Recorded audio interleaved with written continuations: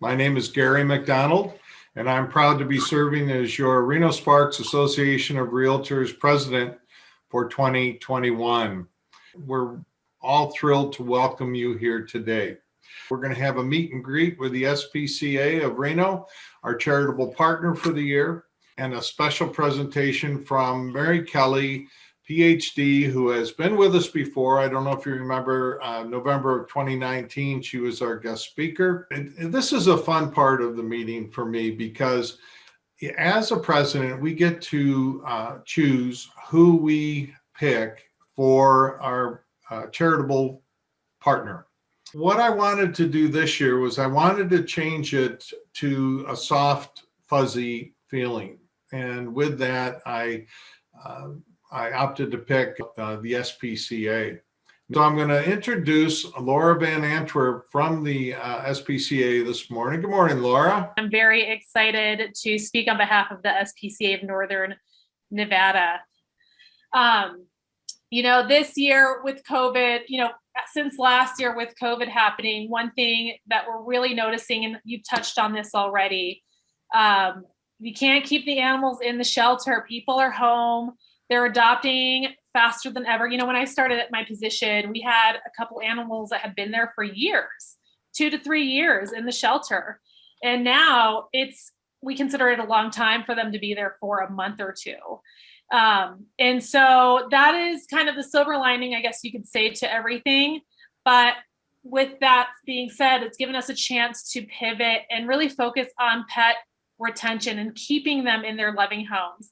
And one thing that we're really noticing is people are unable to afford vet care, for example, especially with so many people not being employed at the moment. And so we've started a medical fund where we can help people pay for vet care so that they can keep that pet in their home, where that pet is already loved, already comfortable, and getting everything it needs as far as a loving family goes.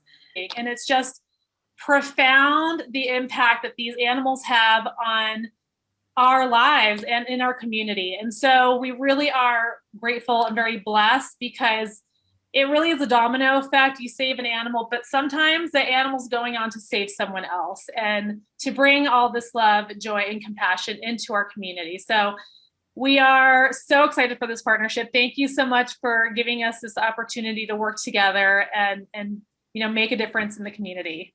Laura, thank you so much for being here, and thank Jill for her agreement to partner with us this year, if you would.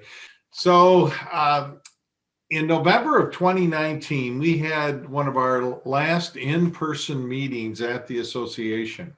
And when we left that meeting, I kept thinking, golly, I wish we had more of an opportunity for our membership to hear the speaker. And so with that, I'm going to introduce to you Mary Kelly. Hey, thank you so much, Gary, and thanks so much for letting me be back with you. I am going to share my screen so that I can depict what's going on. And Laura, thank you so much for the work you do. I am well supervised right now by my 2 canine office managers. And Laura, you'll be happy to know that my very first book was called, the really good one, was called Master Your World, 10 Leadership Lessons from the Dog.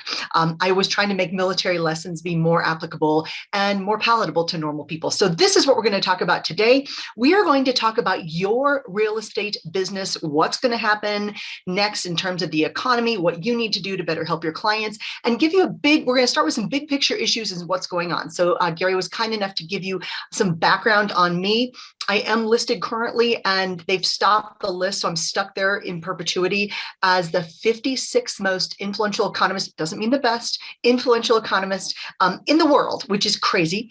I've taught at both the Naval Academy and the Air Force Academy. I met my Marine Corps husband when we were both fighting the same terrorists. So sweet. And I've got about 15 books out, and I'm going to be giving some of those away today because, you're here. We have some big world problems, people.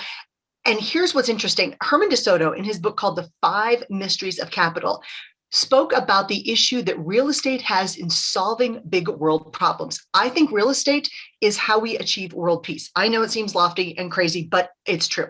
So these are some of the big issues that we are all looking at right now. And this list for me has not changed in 8 years until last year when we added, of course, the virus. So we've got some big world problems. And the issue here now is how are our agents, that could be us too, as brokers, How are our agents and clients affected by big world events? Are we in a recession? The answer on that one is no, we are not in a recession. A recession is defined as 2 successive quarters of negative GDP growth. So remember, a year ago, not so great for the quarter. Then second quarter happened and we were down by 31%. Third quarter up by 33%. Fourth quarter only up 4%. So it looks like a negative trend, except third quarter was just so amazingly crazy that it did sort of skew that. But technically, no, we are not in a recession. And what are economics doing that are affecting our clients and our teams and everybody else around us? So we're going to look at that. So remember, folks, for most people, economics is anecdotal, it's deeply personal, and guess what? Money is emotional for a lot of people. So what your agents, your people, and your clients want to know is, do I work in a good company? Do your clients have jobs? Are they going to continue to have jobs? And your agents want to know, am I working with a good company? What does my job look like in the future? And how is my own financial future? And how does buying or selling my property impact what's going on? So I want to give you some big world trends. I'm all about answering your questions as they pop up. So please go ahead and put questions in the chat. That's the easiest place for me to look at them. Feel free to, if you've got something longer, you can go ahead and book time with me later. I'm more than happy to talk real estate. I love real estate. As some of you know, I was an agent for Century 21 for 8 years. I was very well trained by an amazing broker couple and was very, very fortunate to work with them. People do business with you because you are the BLT sandwich. You are the people they believe, like, and trust. And in order for you to maintain their confidence in you as the BLT sandwich, you have to remain believable. When you say you're going to do something, you got to do it. They have to be able to like you. They have to feel as though that they're the biggest investment they will probably ever make in their house, in their world, is their house. So they have to like you and trust you enough with that investment, knowing that you are going to do the right thing. So let's talk about how you're going to create your 2021 vision. I think your value lies in how you work with people, your technology and your tools, how you manage uncertainty, both on the buyers and the seller side, and then how you are positioning yourself for terrific business growth. So some of you know I have a program called ARMED, how to attract, recruit, retain, mentor, manage, evolve, and develop not only the people around you, but your clients. However you get your clients, and that's a different program, it's imperative that you're good with people. The technology and the tools, we're looking for innovation, advancements, and resources. One of the top things I tell real estate folks right now is make sure that your clients expect tech. They expect tech. So you've got to have elements of tech woven into your proposals and what you're going to do for clients, and they've got to be able to see that. You're managing the uncertainty. It's an uncertain time. It's going to continue to be uncertain for about another year. And then all of a sudden people are going to realize there's a bill to be paid because of all these stimulus packages. That's going to create more uncertainty as well. People are worried about whether or not we're in a recession or going to be in a recession and what that's going to do to the housing market. People want to know, should they sell their house now? Should they wait? Maybe they're trying to move for the summer. What's going to happen with their job? There's a lot of uncertainty. Your job is to help them make this process easy. So if you think about nothing else, if you can just think about how can I help my buyers and sellers make this process easy? How can I make it easier for them? What can I do to take away the uncertainty? That helps you clarify what you need to do for your folks. The number one complaint, by the way, because I've done focus groups on this for different real estate groups, number one complaint buyers and sellers have of their agents, number one complaint is a failure to communicate. What we have is a failure to communicate. It's kind of like that. So consumer confidence is how confident people feel in their job and the economy as a whole. And then what do they want and need? What they want and need from you is reassurance. They need to know what you know, and they need you. I call it, and I love that Laura was on the call, pat, head, hold, paw, whether it's a cat or a dog or a gerbil or a turtle or a parrot or a ferret. Your job is to help reassure people, help them get through this process. And then in the process, you get to have a fabulous business. And that's where you get to strategize. You get to optimize what it is you do. You get to define opportunities as well as differentiate yourself in your products and service offerings. What I mean by that very specifically is if you specialize in first-time home buyers. If you specialize in first-time home buyers, then say that. If If you specialize in military, then say that Dan says, yes, they should sell their house now. Well, and thank you, Sarah, for the plug. I appreciate that a lot. Our job, of course, we have to look beyond it. Do we think prices are going to continue to rise? Are interest rates going to stay low? The answer is, by the way, yes and yes. So where do you get this all together? I know some of you are super busy. Maybe you are watching this from one computer while you're trying to work on another computer. That's what I would be doing. So here's right away, I want to make sure you get great value. This is the 12 months of business growth resources. Since I have seen you last, I have put my top 5-minute plans together in an entire book called 5 Minutes Per Week and 52 Weeks to Building a Better Business. It's on Amazon. It's $50. Don't buy that. The best ones are in this 12 months of business growth. It's totally free for you today. And along with this, I'm going to walk you through how I am coaching my executives to be even more effective. Also, because of that academic background I have, when things get tough, we take to the pen, and I wrote a white paper called COVID-19 and the Future of American Business for 2021 and beyond. And in that, I identified the 6 buckets of opportunity, and I think we all need to look at this time as an opportunity. One of the questions I'm asking my folks all the time are, what will we say was a good outcome of the challenges we're having right now? What does that look like? And in those buckets of opportunity, to me, it is the people, it's technology, it's resources, it's processes, it's sales and marketing, and entrepreneurship. So that's about 45 pages, which is a whole separate other program that we don't have time for. But when you have a lot of coffee under your belt, then please take a look at that. It's defined, it's further defined under each one of those categories as challenges, opportunities, and solution. And then some of you are revamping your business plan. And so my business plan template is attached here for you as well. It's a PDF. These are all things that you can download and work on. And then because of the 5-minute plans, I love my 5-minute plans. My leaders can do things in 5 minutes, but they can't handle sitting down for 40 hours and doing something. So everything I do is based on, let's get this crystal clear quickly. And here's the other 5-minute plans that you're also getting today. And as I said, where you go to get these, it's not only the productivity plan, the gratitude, the goal setting, the marketing, the sales, the coaching, the opportunities, the vision, the business, the earn review, all of these things.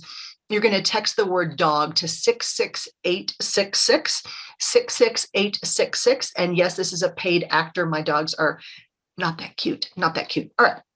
So text the word dog 66866. Most of you might have your phones, and I'm going to give you a couple other places to get that as well.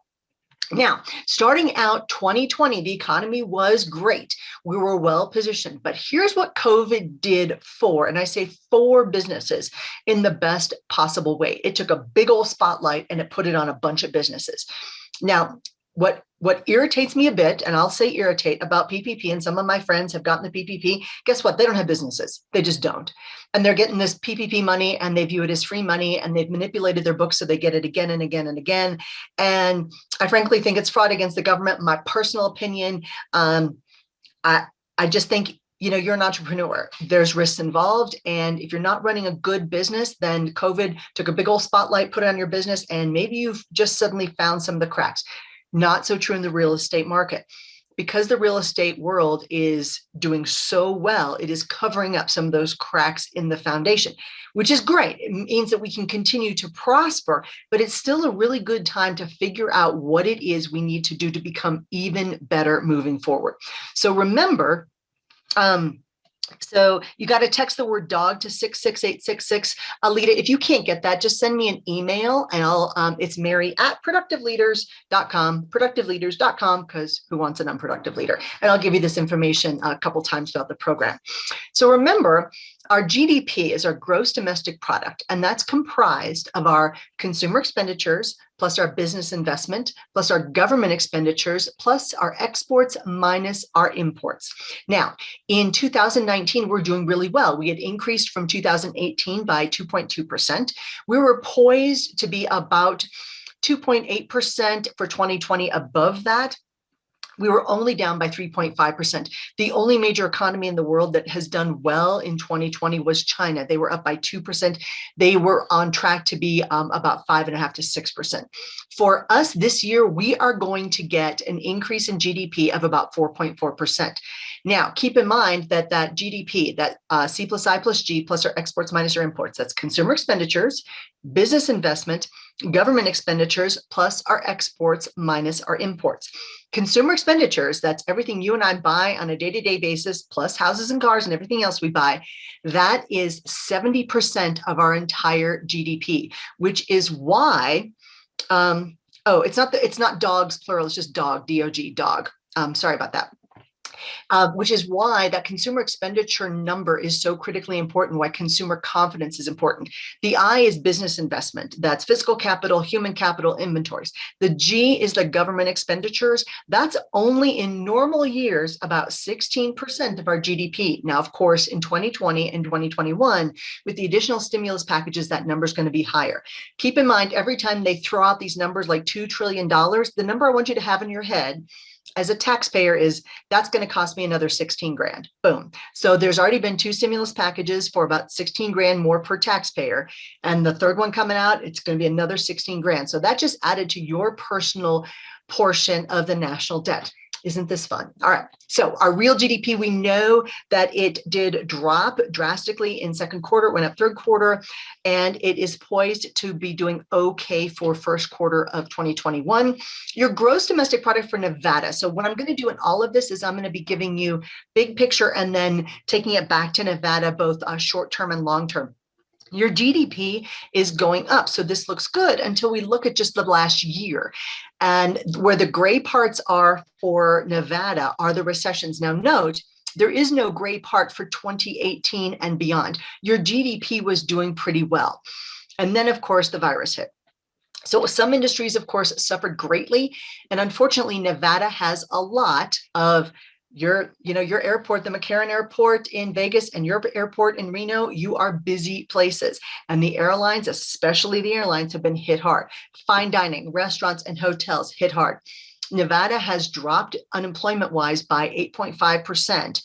And where you're down to 8.5%, which is you're up unemployment to 8.5% because you've lost so many hospitality jobs in your high tourism areas. Boy, it took me a long time to say that. But some industries are actually benefiting. And of course, anything to do with deliveries, DoorDash, Grubhub, Amazon. Amazon did $90 billion billion dollars in third quarter alone, and 60 billion of that was in North America.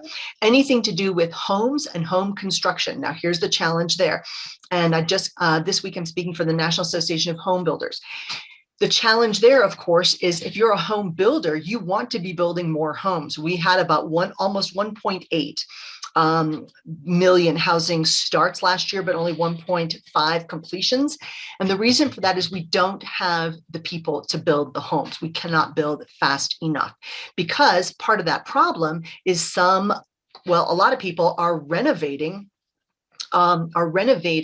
their homes, which is taking some of that labor pool away from the new developers and new home constructions. And this makes sense as many people are adding on. All of a sudden, maybe their in-laws have moved back in with them because they can't get into assisted living because then they have to quarantine and then they can never see them.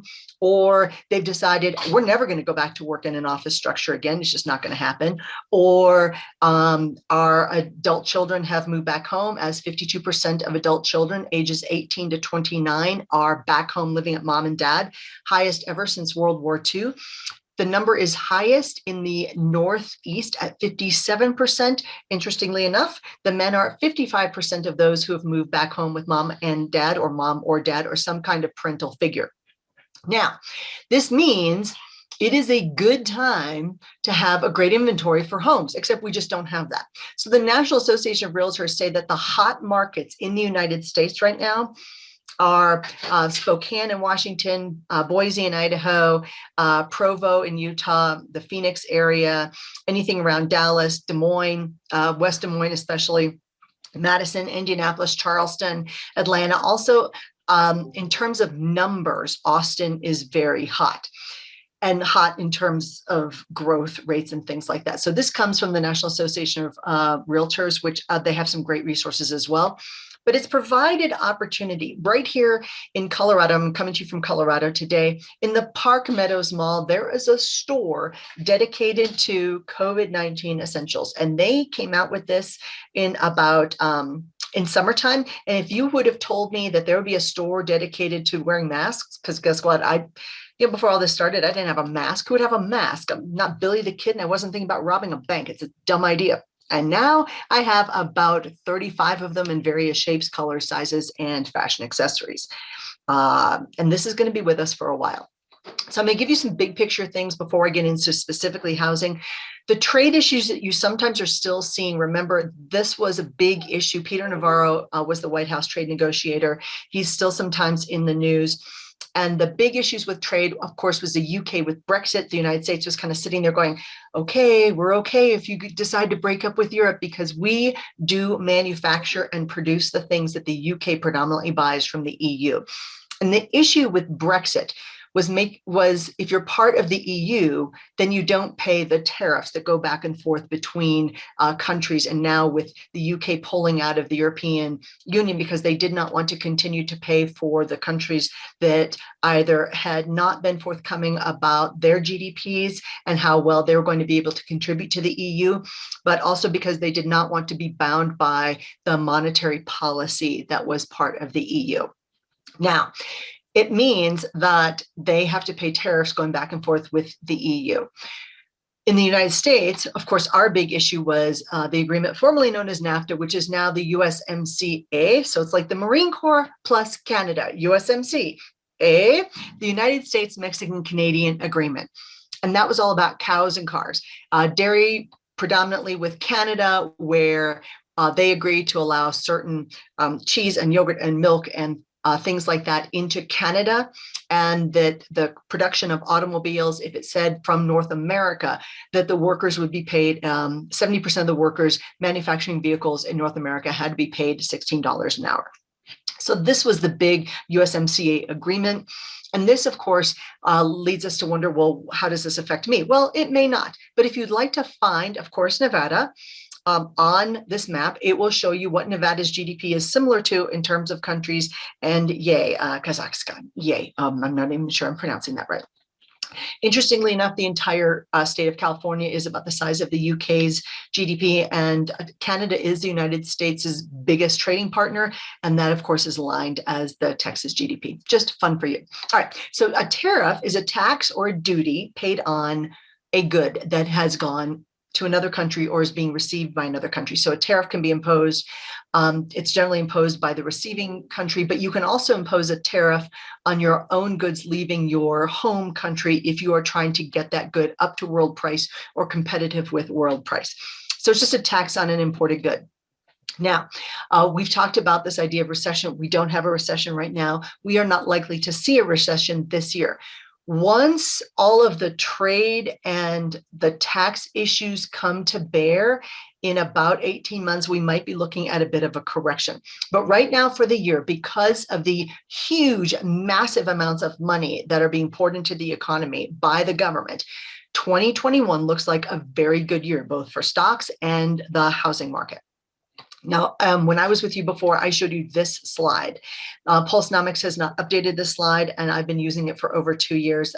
They came out with it in the summer, or almost 2 years. They came out with it in the summer of 2019, and they said that their predictions for a recession for 2020, and they predicted this way back in 2019, would be because of monetary policy, the trade policies that were unable to be worked out with China.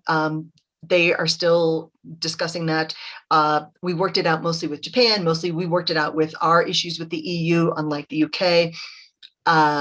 So trade policies do impact this, and stock market corrections based on the uncertainty of monetary policy and trade policy. I threw in the things in red that I started to see some banks about a year ago issuing risky loans, the political uncertainty, and of course, now the coronavirus. So these are just levels of uncertainty on top of the economy, which gave us, of course, what happened in 2020. So financial institutions, many of you are dealing with financial institutions, obviously, to get mortgages. What they're worried about is consumer debt. Is it rising? The answer is surprisingly no. We have more savings now than we've ever had. partly because there's no place to spend money. There's nowhere to go. You can't take a vacation. You can't fly to Europe. You can't go to a concert. You can't go to the ballet or the baseball game or a bar as you did before. So consumer debt is actually lower. Now, what we owe for taxes is higher, but that falls under the national debt category. Uncertainty about jobs is higher in specific areas. Things that impact them are the stock market fluctuations, of course. People are worried about their retirement. And when we get into the labor force participation rate, this is the issue we're seeing is older workers are looking at their 401ks, their SEP plans, their traditional IRAs, their Roth IRAs, and they're wondering, is now a good time for me to retire? Is now a good time? Because I'm just not sure I want to go back to the office. I'm just not sure. It just doesn't seem fun.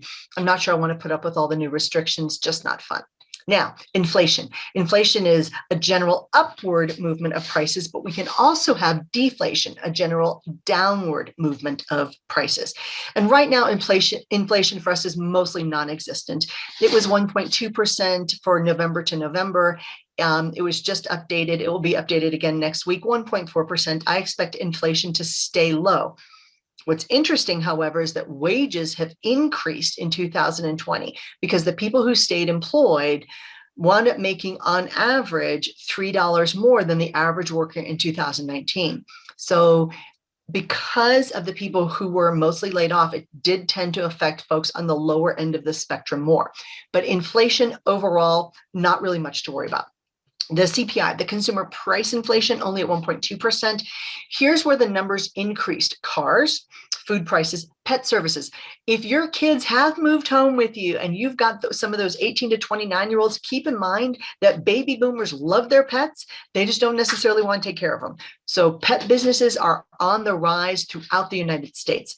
Cable services actually up. What's down, of course, lodging away from home, airlines, everything you'd expect. Now, taxes.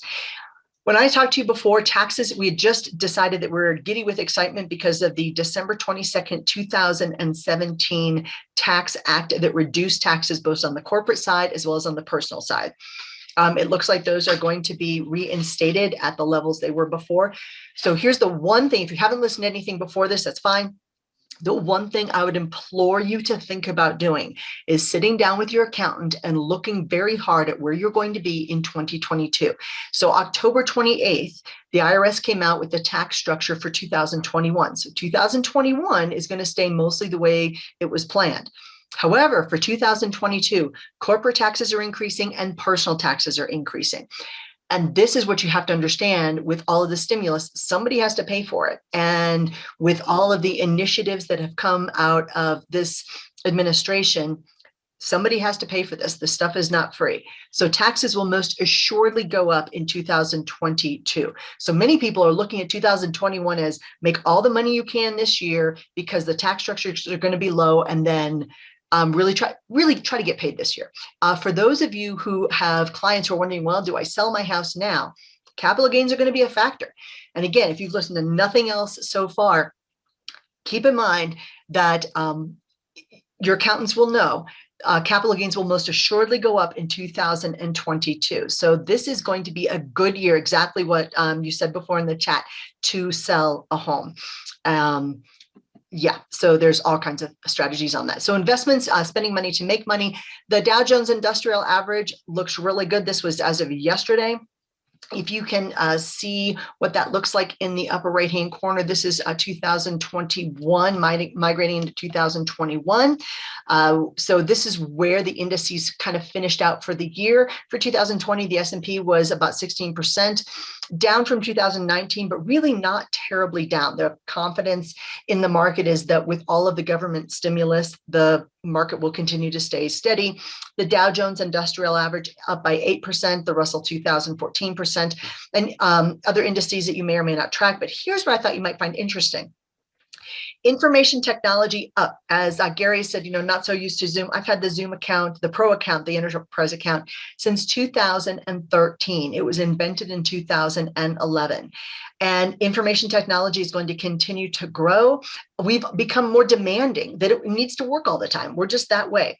Consumers' discretionary purchases, that's up 30%. That's huge. Commercial services up by 23%. Again, what's down? That's that real estate number down. That's not housing. That is commercial real estate impacting the rest of the real estate market and affecting the hedge funds that track that. So that real estate number for you, you can mostly ignore that unless you deal with commercial real estate.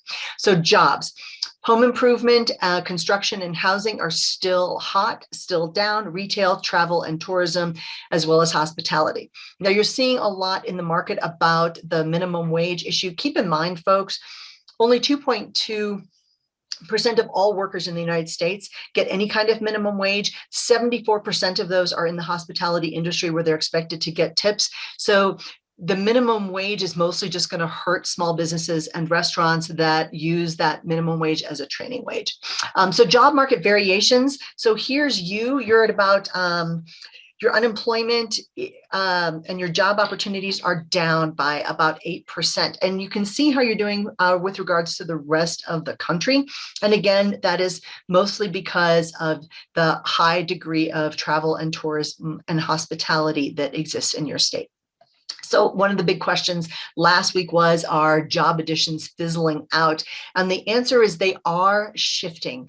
And again, we are banking on this, and I mean banking on this vaccine rollout to be working. Unfortunately, I don't know where I'm going to be. And several of you are going, wait a second, I don't even look like I'm going to be a candidate until late summer or early fall. We are really banking on this vaccine and that it works so that things can get rolling again. So the job recovery, we do need about another 9 million jobs to get to the prior peak. It's not 9.8, it's really closer to about 9 million. We've added 5 more million, but the labor force participation rate has declined. And the labor force participation rate are the people who are either employed or actively seeking work. And so because of this, the unemployment numbers for January are down, but it's artificially down to a little over 6% because a lot of people simply stopped looking for jobs. And we kind of do expect January to be a normally high month because of all the seasonal workers who are now not working because of Christmas. So the unemployment rate, if you see this from the FRED, this is the U.S. Bureau of Labor Statistics out of St. Louis, the Federal Reserve. And there's, of course, that big spike in early 2020, and now it has settled back down. I do think it will continue to settle down. We're looking at an overall unemployment rate of the United States for below 6% for sure by the end of the year. This is, again, just the unemployment rate in a fairly different form.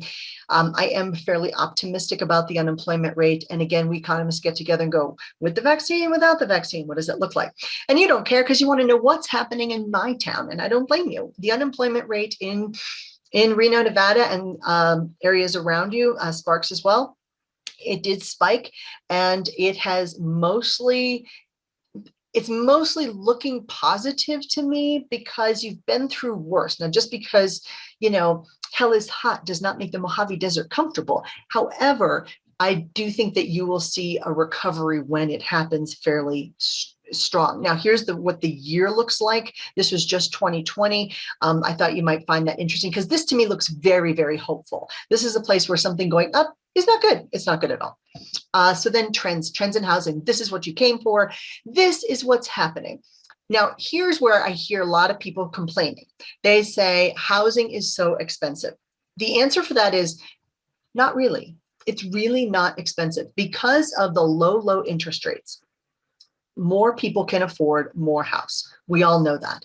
Keep in mind that if you could afford $500,000 a year ago at like a 4.3, 4.4% interest rate now, because interest rates are about 2.75, maybe you could afford $500,000 a year ago. Now you can afford $620,000 worth of house.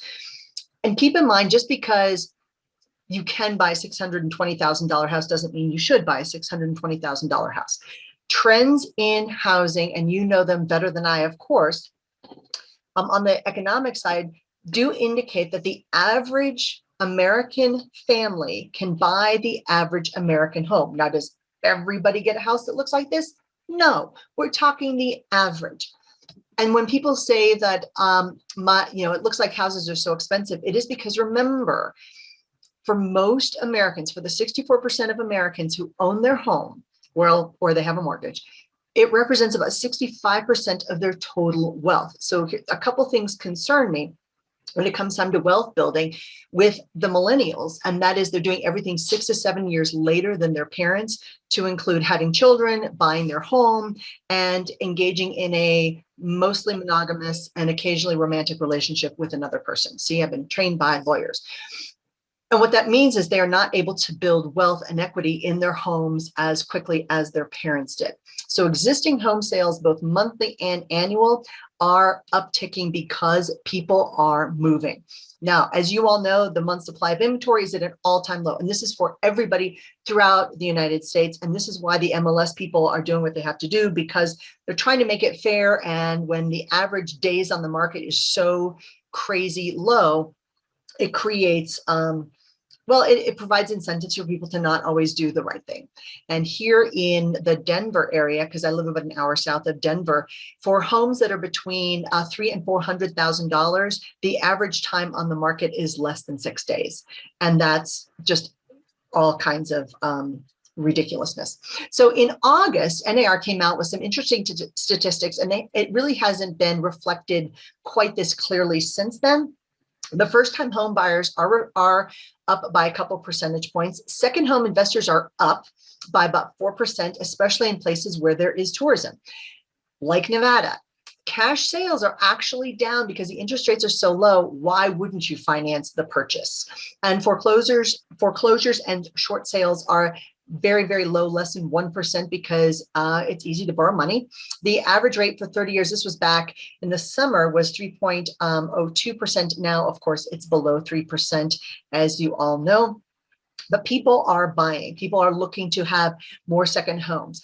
You are lucky to be in the West, what's considered the Western territory, with higher than average prices of homes throughout the United States, except Nevada continues to be fairly affordable.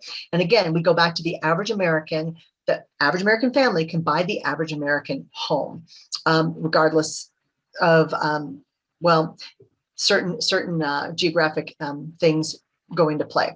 Now, when we look at the existing home sales, it's the median price. So the median is different from the average. And I always have to say this, because average is everybody all lumped together, and then we take an average, like the average age of the people on this call. We could add it all together. We've all wanted to give our ages, which we're not going to do.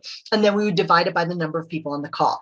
The median is we take the middle, like you're driving down the road and there's the median in the center between the two lanes of traffic. We just take the person who is in the middle, and that's what the median price is. So the change year over year is up by almost 15%. Now, where can you get real-time totals of some of the things I'm talking about? So the new home median sale price for 2020 was $325,000. So look at that far left column and then go all the way down, and it's $325,000. And then you can look at the used homes, and that's $285,000.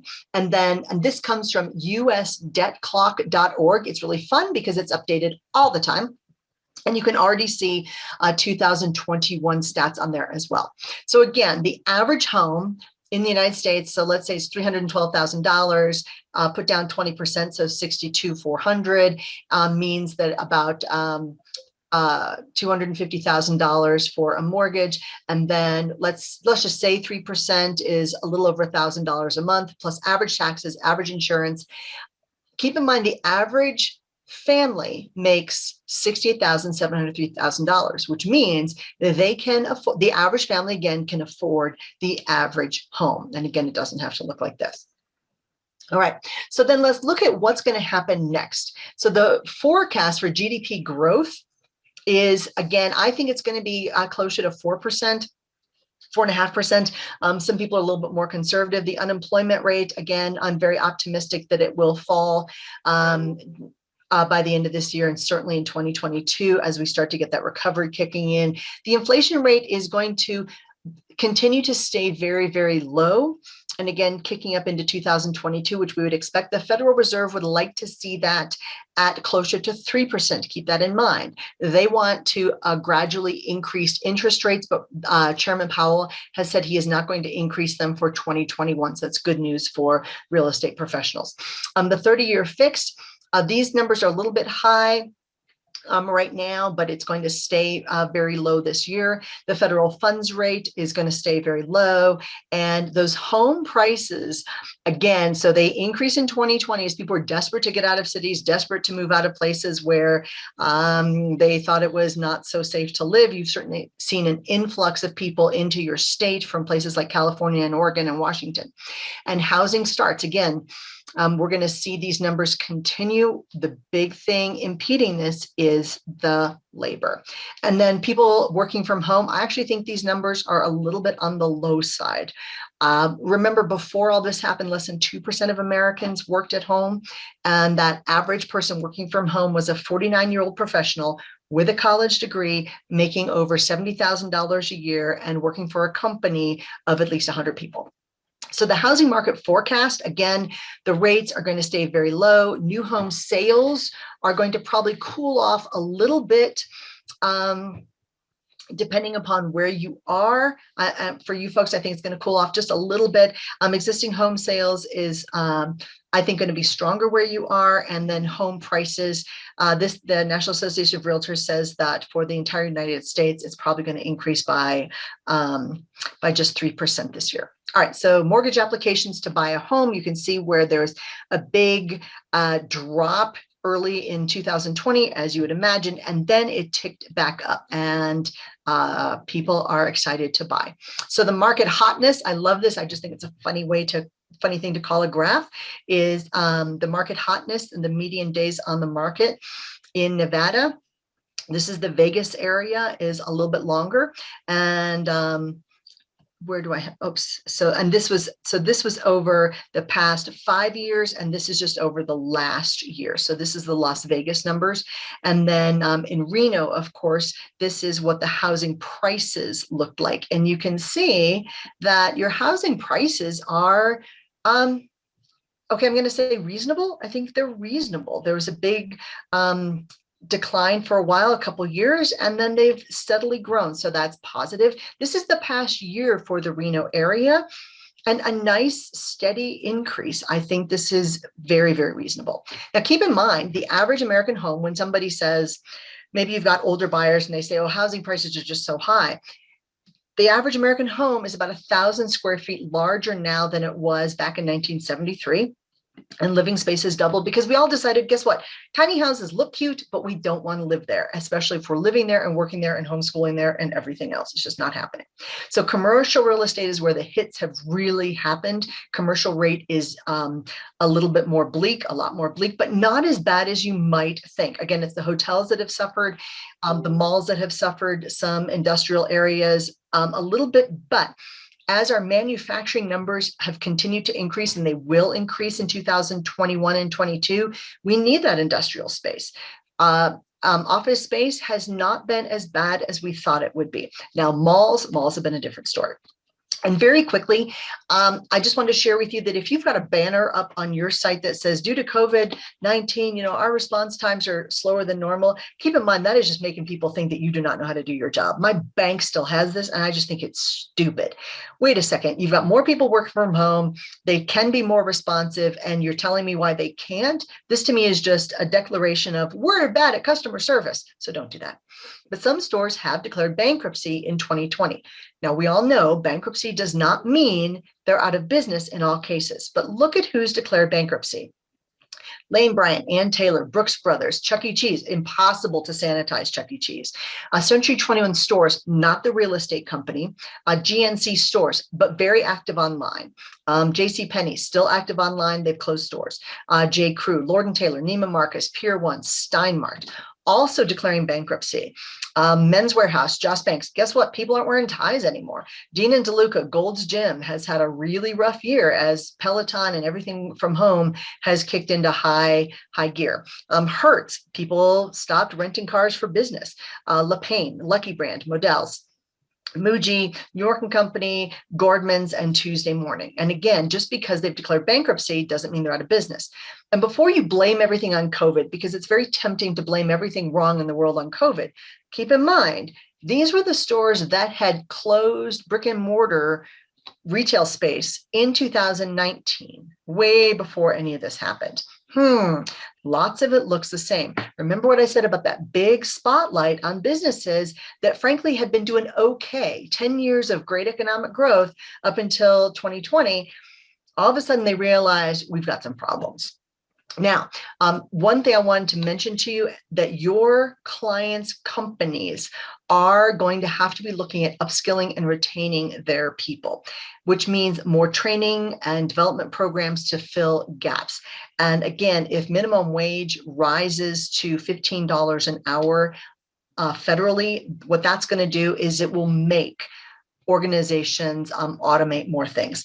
So one of the fun things your clients can do is they can go to willrobotstakemyjob.com and you can put in what that looks like.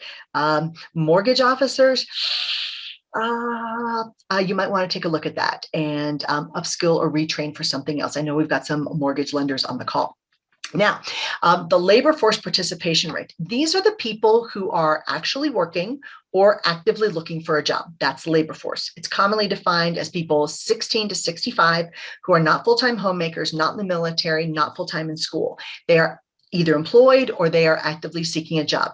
What concerns me is the declining labor force participation rate, the people who actually want to work or who are working. Because when people stop working, the rest of us have to pay more taxes, but also it means that we are supporting those other people. And the issues here are some of the baby boomers, y'all are turning 65 at a rate of about 10,000 a day, which means there's two things happening. First, you are selling your businesses, you're getting out of it, or you're looking around and saying, you know what? I think I've decided I'm going to start golfing a whole lot more. So even though they may not be officially retired, they may be retired in their brain. In the military, we would call that retired on active duty, where your brain is kind of checked out a little bit. Now, millennials, we're not seeing the millennials in the labor force in the numbers that would indicate they should be. So for the percentage of millennials alive, breathing, fogging mirrors, more of them need to be in the workforce. And this sometimes has been, so when a bunch of millennials started moving back home with mom and dad, a lot of them didn't get jobs, and that's a problem. So if you've got millennials or young people living in your house, ages 18 to 29, they could be Gen Zers as well. I think you're either really good parents or maybe not. I don't know. I'm not here to judge that, but encourage young people to get jobs, internships and part-time jobs, whatever that is, because they need the experience in order to be more competitive labor. The other part of seeing the decline in the labor force participation rate is the uptick of the underground economy. Now, the underground economy means that you are not paying taxes on that income. This is why the kid who mows your lawn and the drug dealer down the street and the prostitutes and the kids selling lemonade are all the same. They're not paying taxes on that income. That's the underground economy.